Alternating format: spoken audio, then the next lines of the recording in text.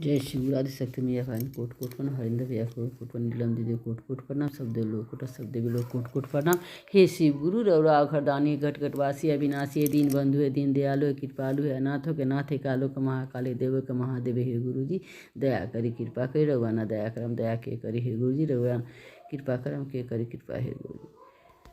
रौरा आगे आगे चरण बढ़ाई गुरुजी रौरा आगे आगे चरण बढ़ाई गुरुजी।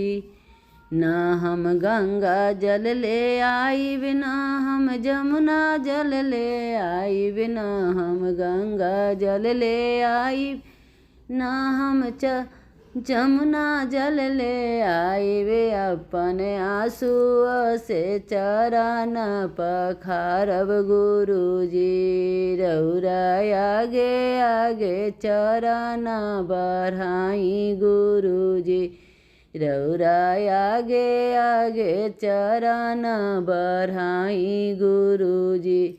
न हम भंगिया धथुर लाइब न हम मेवा मिश्री लाइबे अपना ही हृदय के भोगावा लगाइब गुरुजी रौरा आगे आगे चरण बढ़ाई गुरुजी रौरा आगे आगे चरण बढ़ाई गुरुजी।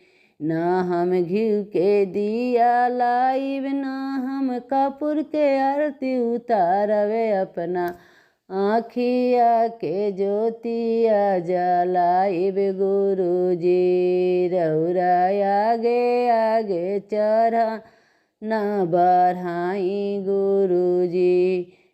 न हम मिर्गा छाला लाइब न हम आसन लगाइबे अपना दिलावा के आशा न लगाइब गुरुजी रौरा आगे आगे चरण बढ़ाई गुरुजी। हर हर महादेव दया करी महादेव कृपा करी महादेव आदिशक्ति मैया भवानी की जय सच्चे दरबार की जय।